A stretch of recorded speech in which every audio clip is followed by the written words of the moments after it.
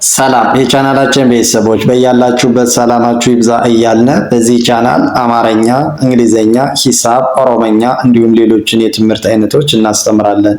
መማር መከታተል ለምትፈልጉ ሁሉ እንዲሁም ህፃናትን ማስተማር የምትፈልጉ ወላጆች ከታች ከቪዲዮ ላይ ባስቀመጥነው ስልክ በኢሞ፣ በቴሌግራም፣ በዋትሳፕ እንዲሁም በተለያዩ ሶሻል ሚዲያ አማራጮች ደውላችሁ አናግሩን። ዛሬ ይዤላችሁ የመጣው የአማርኛ ቃላት ምስረታ ይሆናል ማለት ነው። የአማርኛ ቃላት የምንመሰርተው ባለ ሁለት ሆሄ ወይም ባለ ሁለት ፊደል ይሆናል ማለት ነው። ፊደላትን እያጋጠምን ቃላት እንመሰርታለን።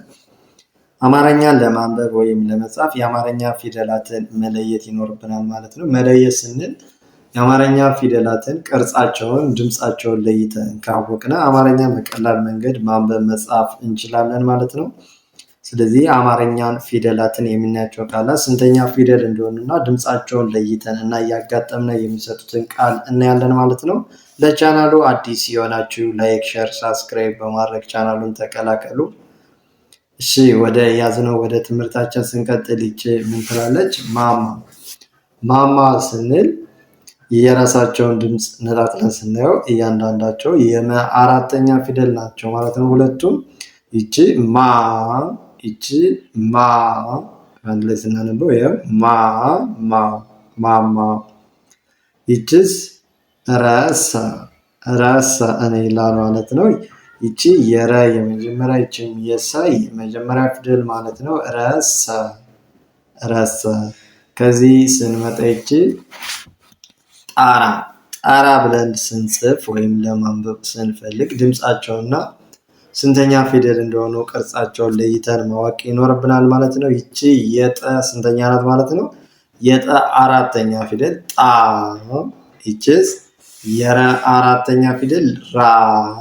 አንድ ላይ ያው ጣራ፣ ጣራ ሚል ቃል መሰረትን ማለት ነው። እዚህ ስንመጣ ይቺ ጤፍ፣ ጤፍ ብለን ስንጽፍ ወይም ስናነብ ድምፃቸውን ነጣጥለና ስንተኛ ፊደል እንደሆኑ ስናያቸው ይቺ የጠ አምስተኛ ፊደል ጤ። ይቺ የፈ ስድስተኛ ፊደል ፍ። አንድ ላይ ጤፍ፣ ጤፍ። ይቺስ ሜዳ፣ ሜዳ ስንል የመ አምስተኛ ፊደል ሜ።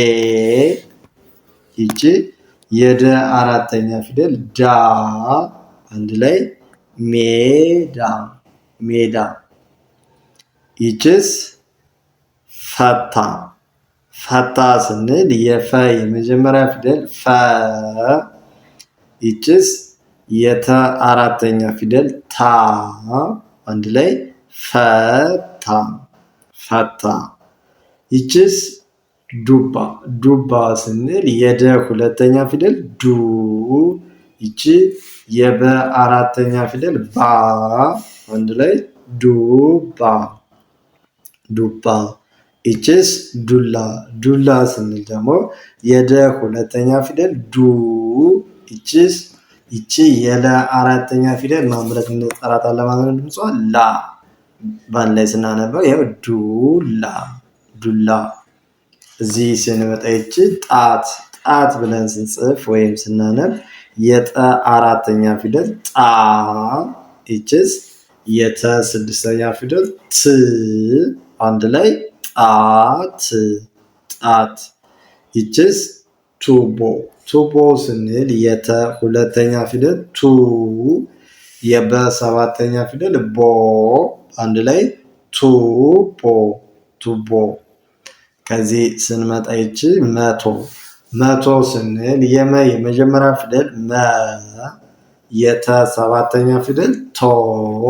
አንድ ላይ መቶ፣ መቶ። ይቺስ ትቶ፣ ትቶ ስንል የተ ስድስተኛ ፊደል ት። ይቺስ የተ ሰባተኛ ፊደል ቶ። አንድ ላይ ትቶ፣ ትቶ። እዚህ ስንመጣ ይቺ ፎቶ፣ ፎቶ ብለን ለመጻፍ ስንፈልግ የፈ ሰባተኛ ፊደል ፎ። ይቺ የተ ስድስተኛ ፊደል ይቅርታ ሰባተኛ ፊደል ቶ። አንድ ላይ ፎቶ፣ ፎቶ። ይቺ ስራ፣ ስራ ስንል የሰ ስድስተኛ ፊደል ስ። የረ አራተኛ ፊደል ራ። አንድ ላይ ስራ ስራ። ይችስ ሰጠ ሰጠ ስንል የሰ የመጀመሪያ ፊደል ሰ፣ ይችስ የጠ የመጀመሪያ ፊደል ጠ፣ አንድ ላይ ሰጠ ሰጠ። ይችስ እማ እማ ስንል የአ ስድስተኛ ፊደል እ፣ ይቺ የመ አራተኛ ፊደል ማ፣ አንድ ላይ እማ እማ። ይቺ ንብ ንብ ስንል የነ ስድስተኛ ፊደል ን፣ የበ ስድስተኛ ፊደል ብ፣ አንድ ላይ ንብ ንብ። ይችስ መጣ መጣ ስንል የመ የመጀመሪያ ፊደል መ፣ የጠ አራተኛ ፊደል ጣ፣ አንድ ላይ መጣ መጣ። ይቺ መኖ መኖ ስንል የመ የመጀመሪያ ፊደል መ፣ ይችስ የነ ሰባተኛ ፊደል ኖ፣ አንድ ላይ መኖ መኖ። ይቺ አሞ አሞ ስንል የአ የመጀመሪያ ፊደል አ፣ የመ ሰባተኛ ፊደል ሞ፣ በአንድ ላይ አሞ አሞ። እሺ ወደዚህ ስንመጣ ይቺ ቆመ ቆመ ስንል የቀ ሰባተኛ ፊደል ቆ፣ ይችስ ይቺ የመ የመጀመሪያ ፊደል መ፣ አንድ ላይ ቆመ።